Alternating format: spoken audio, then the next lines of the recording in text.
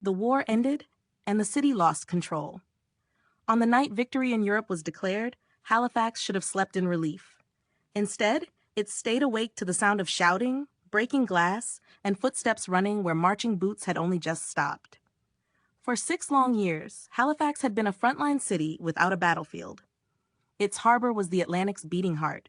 Convoys departing under blackout, sailors arriving wounded or weary, sirens and secrecy woven into daily life. Everyone lived with restraint. Curfews, ration cards, orders followed without question. And when the announcement finally came Germany had surrendered, the tension snapped like a cable under strain. Church bells rang. Ships blasted their horns. Crowds flooded the streets, laughing, crying, clinging to strangers. Sailors poured in from the docks, men who had survived U-boats and storms and loss. For a few hours, the city breathed freely for the first time in years. But relief, when it arrives all at once, can turn dangerous. Liquor stores were opened, then stripped bare. Discipline dissolved into impulse. The same energy that had kept people steady through wartime sacrifice now surged without direction. Alcohol blurred judgment. Anger surfaced where joy had been expected. Someone smashed a window. Someone else laughed and joined in. By midnight, celebration had tilted into chaos. Groups moved through downtown like tides, surging and retreating. Shops were looted. Fires flickered in the dark. Police were overwhelmed, outnumbered, unsure whether they were facing a party or a riot.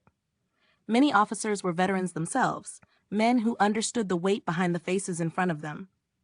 Here's the uncomfortable truth. This wasn't evil breaking loose. It was exhaustion. Years of fear had been compressed into a single night. Men who had lived under orders suddenly had none.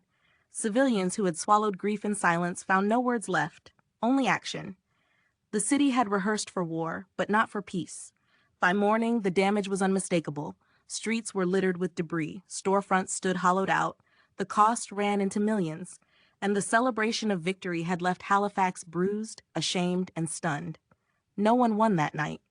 Yet the riot left behind a lesson rarely told. Peace can be as disruptive as war. When structure disappears overnight, humanity doesn't always know what to do with freedom. Halifax would rebuild again, but it would remember that endings are not always gentle, and joy, unchecked, can still wound. If this story moved you, please like, share, and subscribe, and leave a comment below.